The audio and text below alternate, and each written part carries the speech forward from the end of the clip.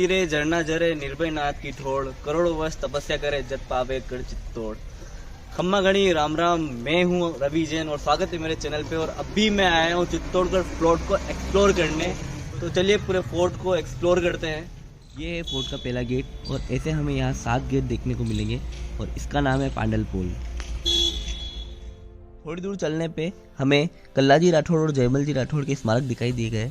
1567 में जब अकबर ने पूरा किला घेर लिया था चारों तरफ से, माना जाता है कि जयमल जी राठौड़ इतने ताकतवर थे लेकिन पैरों में बारूद फटने की वजह से उनके पैर शक्तिग्रस्त हो गए थे, तो उन्होंने पूरी लड़ाई कल्लाजी राठौड़ के कंधे पे बैठ के लड़ी थी और इसी जगह वीर गति को प्राप्त हुए थे। इसी के साथ आगे चलते हैं। हम 7 गेट ऊपर चढ़ के आ चुके थे और मेरे सामने है अभी श्री फतेह सिंह जी की स्मारक। 1567 में इन्हें भी वीर गति प्राप्त हुई थी और चित्तौड़गढ़ फोर्ट को लिविंग फोर्ट भी बोला जाता है क्योंकि यहाँ 5000 से भी ज़्यादा लोग रहते हैं।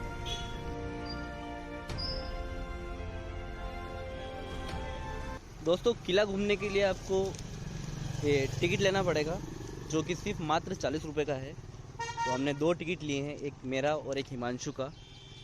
और अभी हम जाने वाले हैं कुंभा पैलेस। यह आप सामने देख सकते हैं, यह है कुंभा पैलेस। दोस्तों, कुंभा पैलेस में जाने से पहले मैं एक चीज़ बताना चाहूँगा। कुंभा पैलेस का निर्माण मौर्य वंशी राजा चित्रांगद मौर्य ने किया था 7वीं सेंचुरी में। यह है घोड़ों का अस्तबल। राजा महाराजा घोड़े खच्चर यहाँ रखा करते थे अपने।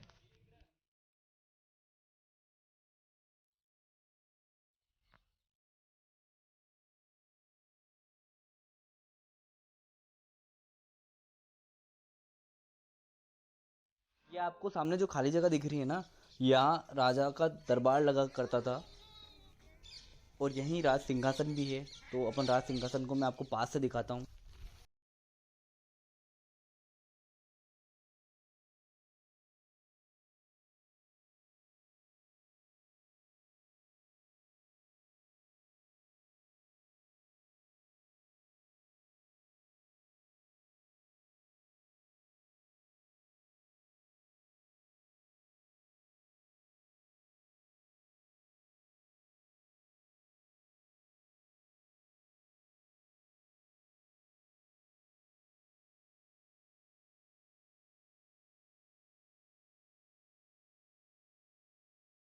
दोस्तों, ये जो आप टनल देख रहे हो ना, ये रानी पद्मिनी यहाँ से गोमुख कुंड जाती थी स्नान करने और वहीं शिव की पूजा करती थी और इसी टनल से वापस महल के अंदर आती थी।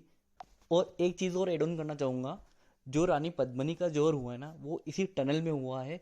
और बाकी जो 16,000 रानियों का जो जोहर हुआ है वो आगे हुआ है, वो आगे दिखाता हूँ मैं आपको। गाइस, अभी कुंभा महल से निकल के अपन चलते हैं विजय स्तंभ की ओर। ये जो मंदिर है श्वेतांबर जैन मंदिर है। करमा शाह जी ने इसका निर्माण करवाया था और 27 जैन टेम्पल है इस मंदिर के अंदर। तो दोस्तों, ये आप सामने देख रहे हैं कुंभ श्याम मंदिर है।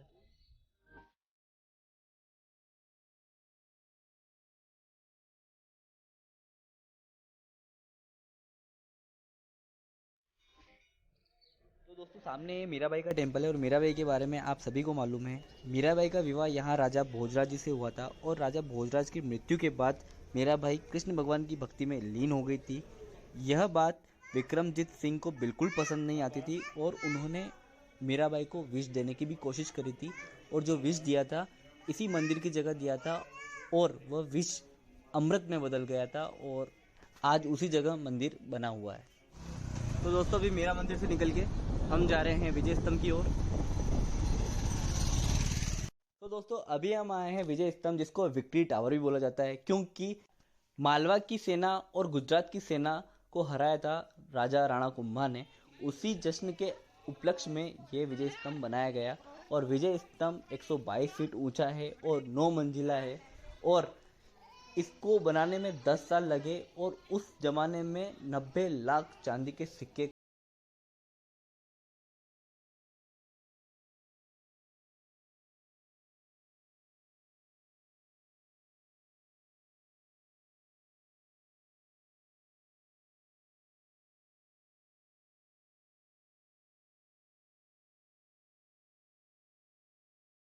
तो ये है जौहर कुंड। 16,000 रानियों ने एक साथ यहाँ जौहर करा था और जौहर चित्तौड़ में 3 बार हुआ है, 1303 में, 1535 में और 1568 में। तो दोस्तों ये है गोमुख कुंड। रानी पद्मावती इसी कुंड में स्नान करने आती थी और शिव जी की पूजा करने आती थी, उसी टनल के द्वारा जो मैंने आपको पहले दिखाई थी, और उसी टनल से वापस महल की ओर चली जाती।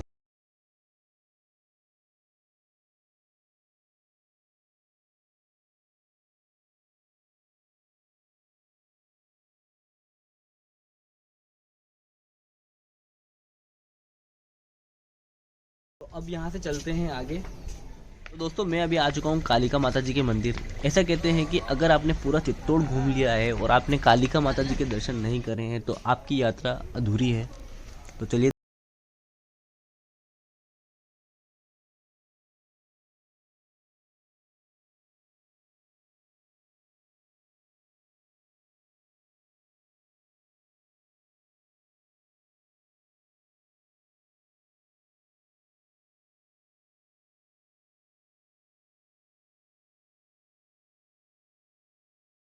अब मंदिर से चलते हैं अब पद्मनी महल।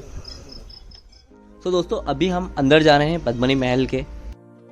दोस्तों किला घूमते घूमते एक चीज़ दिमाग में आई है, बहुत गर्व की बात है, बहुत प्राउड फील कर रहा हूँ कि मेरा जन्म ऐसी मिट्टी पे हुआ है जो वीरों की भूमि है।